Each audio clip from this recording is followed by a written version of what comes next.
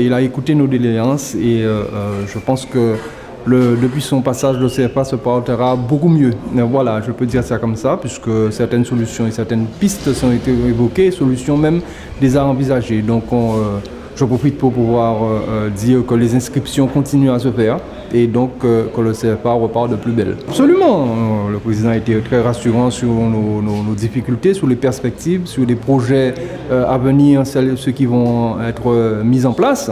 Et donc tout ça est de nature à rassurer le personnel pour la continuité en tout cas du CFA Jean Belloc. Ah oui, c'est un moment très important et justement on reprend espoir parce que là maintenant il nous écoute, il l'entend, il voit ce que l'on fait aujourd'hui ici et donc on espère sincèrement que la structure va tenir ou en tout cas elle sera aidée par la région pour pouvoir fonctionner correctement. Pour les jeunes de la Guadeloupe, quand on sait que si cette structure-là ferme, plein de jeunes seront dans la rue, sans personne pour les aider, sans personne pour les guider, mais là on a peur pour la génération qui arrive, ça c'est sûr.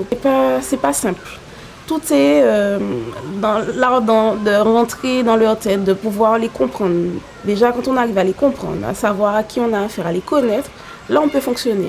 C'est des jeunes, ils ont besoin qu'on les écoute, ils ont besoin qu'on soit là avec eux. À partir du moment où on arrive à comprendre, à les guider, après ça, les cours, ça va sans problème, gros problème. Beaucoup de jeunes arrivent en retard. Beaucoup de jeunes ne peuvent pas venir parce qu'ils sortent de loin. On a des jeunes qui sortent de Saint-François pour venir au CFA. S'ils n'ont pas les parents qui les emmènent, ben, qui peut les emmener?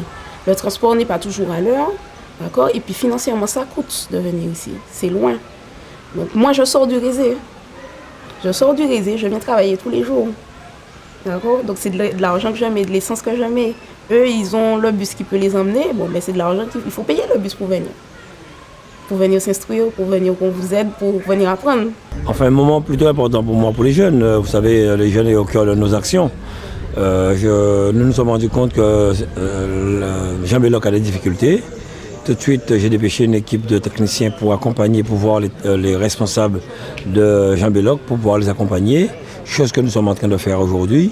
Et je suis vraiment surpris encore de voir tout ce que nous sommes capables de faire dans ce département, la formation qui est dispensée à notre jeunesse, que ce soit en métallique, en électricité, en carrelage, maçonnerie, en menuiserie ici.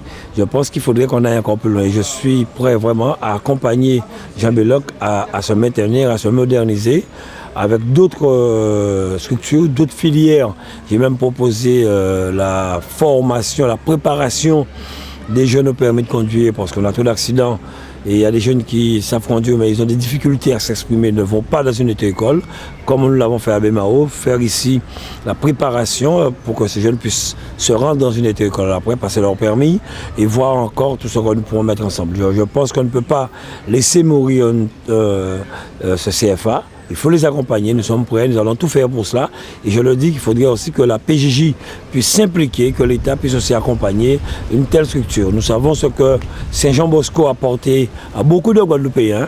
Je félicite l'association des anciens qui s'est montée ici pour maintenir cela. Et donc nous allons tout mettre en œuvre pour pouvoir accompagner les jeunes. Il y a une centaine de jeunes ici qui sont bien, il n'y a pas de tag, il n'y a pas de papier, regardez comme c'est propre.